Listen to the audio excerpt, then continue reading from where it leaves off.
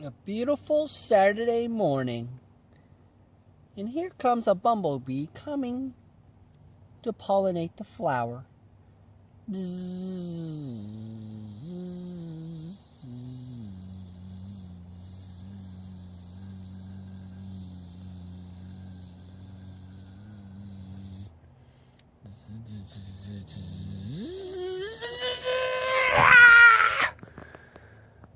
That's right, guys. This freaking card has gotten more controversy, more speculation, more concern, more hype in the reserve list drama. I have to do this video. It's me, Daniel, with VintageMagic.com. I'm finally done moving.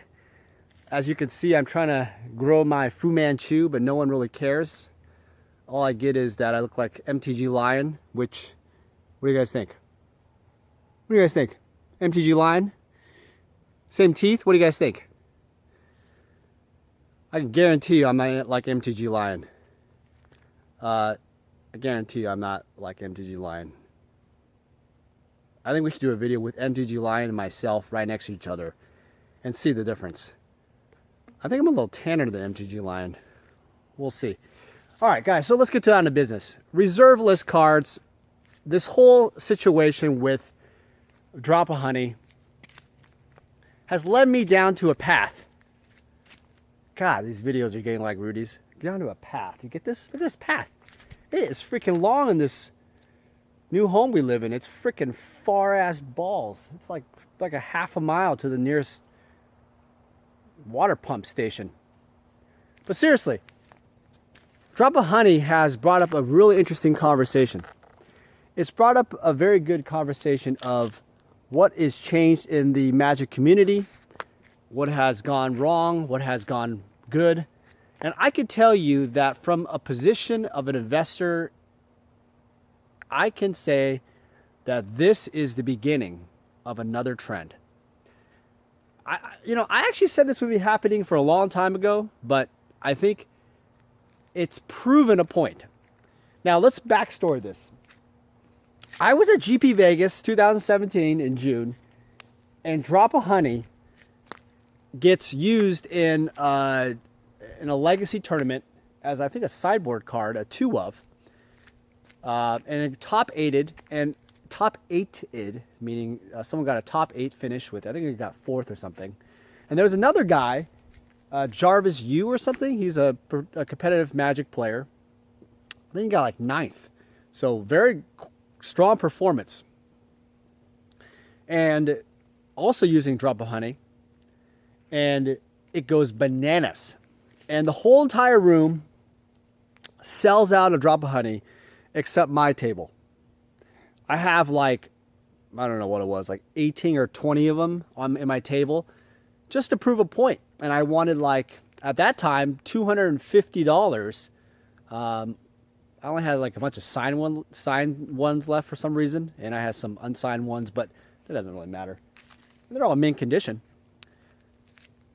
But these people, at the show were complaining like, well, Dan, I know it just went up, but that's crazy, and you're just asking for way too much, and blah, blah, blah, and, it's just too much money, and, this stuff's going to go down, and okay, fine. So I said, well, my position is that they're reserve list cards. Now they're being used as legacy sideboard cards and whatnot. It's only going to grow in demand. And I have no intention of just dumping them. Some guy offered me like $200 for each for all of them or something. And I said, no, absolutely not. My impression is that, my perspective is that they're going to keep going up. And what happened? What happened, everybody? What happened? The path, you either go this way or you go to my neighbors that way. And either way, it went up. I think some of them went for like $500. TCG players, some people were asking like $1,000. I mean, that's kind of retarded, but who cares? The point of this whole thing is this, guys. Reserve list cards. I think in reserve list card buying, there's tiers. There's tiers of what kind of cards to buy, how they're going to go up, whatnot. Now, excluding staples, excluding like, like Wheel of Fortune, Power 9, Dual Lands, that type of thing, excluding staples, like Drop of Honey is what I'm talking about, excluding, that's kind of the category of craziness. Different types of cards like that, Mana Vortex, that from the dark, those type of cards, right? The ones that people kind of wish they would have got into, but they didn't get into, and they're just crying to everybody next to their mom saying, hey, I had Drop of Honeys when they're $25 and I sold mine at 50, and I kind of wish I just would have kept mine. Well, that's what I'm talking about. The non-Power 9s, right? The non-Dual Lands. The non-staples that you're always going to have all the time anyway. I think even Brain Geyser counts as that too, right? As a staple. But look, when I talk about reserve list cards, this is the way it's going to go, guys. There's no way to look at it further. You cannot go any other way but up. The path leads nowhere else but up. I don't know how to explain it to you guys further. It's a very interesting situation because at a certain point, you have to make a decision. You have to decide, am I going to fall on the bandwagon, or am I just going to complain all the time and just take profits and also, just be unsure about what the market will come to next. And I'd say this because there's a lot of you guys out there who have sets and, different singles and stuff you're unloading to take the quick profits. And my impression of that is the main reason why people do not make money investing in Magic, is that you take so quick profits, you sell too quickly before the jumps. Now, do I think Drop of Honey is grossly overpriced? No, I do not. I think Drop of Honey is a reserve list card from Arabian Nights, and let me get to Arabian Nights here in a second. That is a rare in Arabian Nights, I think there was different versions of the rare, but the rare version of the rare print run. And you're talking about something that is extremely difficult to find in general. And now it's being played in a tournament format where you can win $10,000 at a Legacy GP. I think we're going to be bumping that up to maybe $20,000, $30,000, $40,000 for first place. I wouldn't be surprised it's $20,000. Like next year, $20,000 first place all across the board for every GP. Because that's the way Magic's going, right? So you have all these factors for a card like Drop of Honey. I don't see it going down. And even if it goes down, sure, it goes down 10%, 20% here and there. That's just the way cards work. But I don't see it going down like by half. I don't see it going down like by. I don't see people selling their sets, their complete Arabian Nights sets, and like saying, no, I'm just gonna dump all my Drop of Honeys, dump all my cards. Oh no, hold on a sec. I'm gonna break my Arabian Nights set that I've made all these years just to make profit on the Drop of Honey. That makes absolutely no sense. So the whole point of this is that people have been speculating about this Drop of Honey thing for a while. And I think it's just a come to Jesus thing. We got to realize that this kind of card is what the market is. The market is no longer, what you call one of those like, oh yeah, I'm just going to pick and choose reserve list cards and then somehow make a lot of money on everything. No, that's not how it goes. I think you just buy everything you can in specific sets. I think you should buy them in short printed reserve list sets. That's my thought process. Is that if you buy into sets that have shorter print, you'll make the more money. So that's what I think about Arabian Nights. Is Arabian Nights is one of those sets where if you do the math on it, it has tremendous investment value, not only because of how the black border, the first Magic expansion, but it's also a very short printed set for the rares. Extremely short printed in many cases. So in a way, they're kind of like beta rares, even rarer than the beta rares. And how many were destroyed? How many were played? How many were beat up? And getting great condition cards are more difficult to find. I truly think that you're going to find a lot of value and growth in Arabian Nights sets in the future. It's a spec that I'm going to put a lot of money into. I also think Legends. I think Legends is, I think they're going to keep going up, honestly. I mean, there's too much. Legends reminds me a lot of a great diverse mutual fund that has so many top companies in there, that, and some, you know, some growth companies, some, you know, some long-term holds, but all conglomerated into one fund. That's what Legends reminds me of. It has like that feel, like you have a little bit of everything, you know? And I kind of think that's the way to go. Is I think Legends might also be, and also Antiquities, but I think Legends especially has a lot of reserveless cards, a lot of different diverse cards that could grow over time. But I do not think cards like Mana Vortex, Stone fucking Calendar, or whatever, from the Dark, I don't think those cards are going to make you tremendous money long term. Now, do I think there can be artificial spikes in this little game? Sure. People that are first to market, who want to pump in thousands of dollars into a dollar card, could artificially spike a card.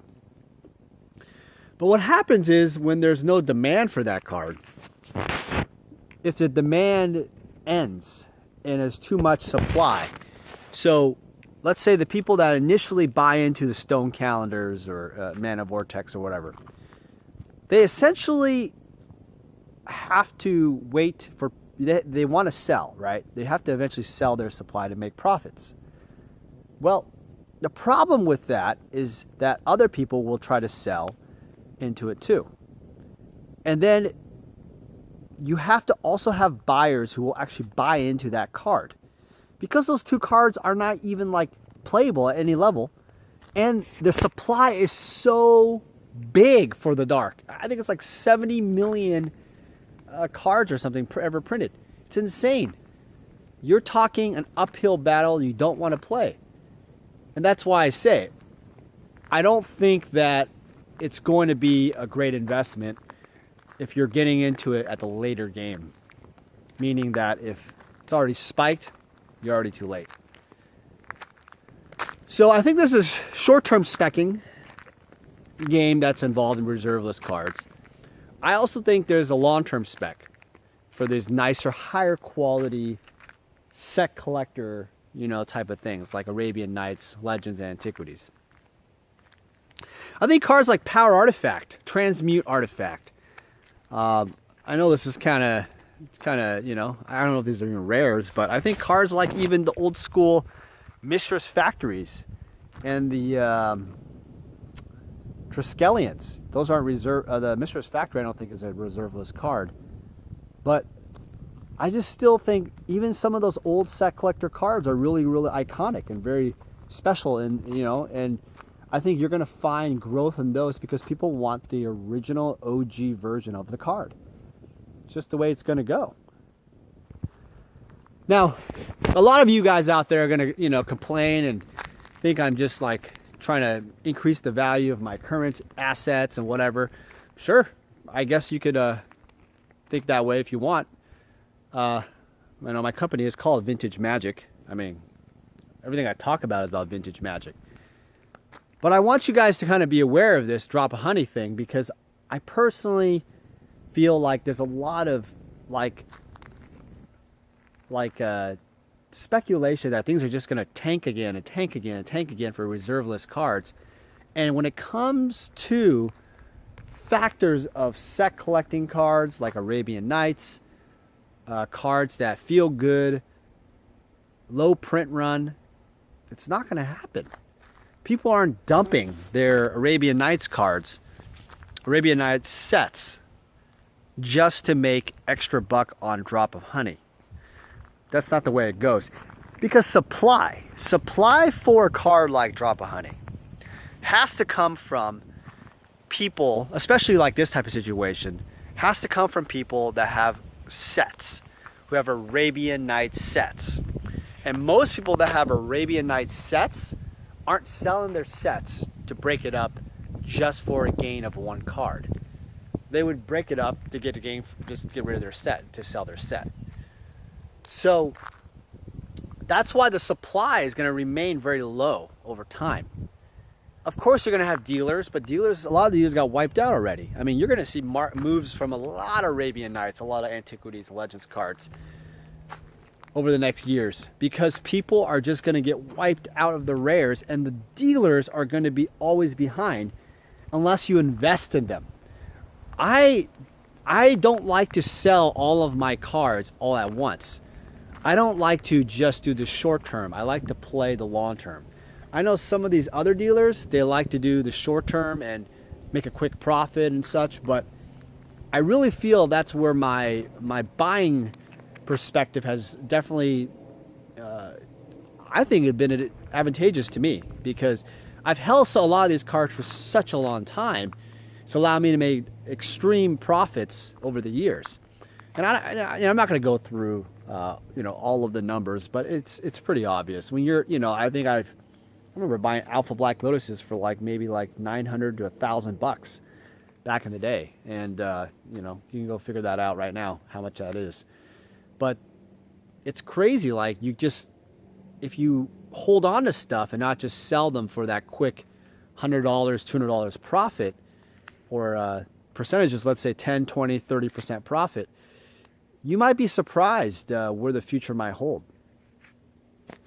All right, guys. Well, hey, thanks again for watching. I know this is a little bit one of those videos where it's going to produce a little controversy, but what do you guys think about drop of honey? What do you guys think about Arabian Nights, Legends, Antiquities? Do you guys think the market's going to fall one day? Do you guys think it's going to stay? I want to hear what you guys think. I know it's one of those where a lot of people are going to think that, well, it's gone up way too high for that card, and I do agree. I do agree that this one card might be a little on the retail side right now, but I actually wouldn't be surprised if the whole set, though, the Arabian Nights set, moves up double, triple in the next 2 to 5 years. I just find that the whole entire set is just too rare and too collectible. Collectors are not going to release their set for nothing. And I think the demand is there too. People want to collect into the first expansion of Magic the Gathering. All right, guys. Thanks again for watching. We'll talk soon.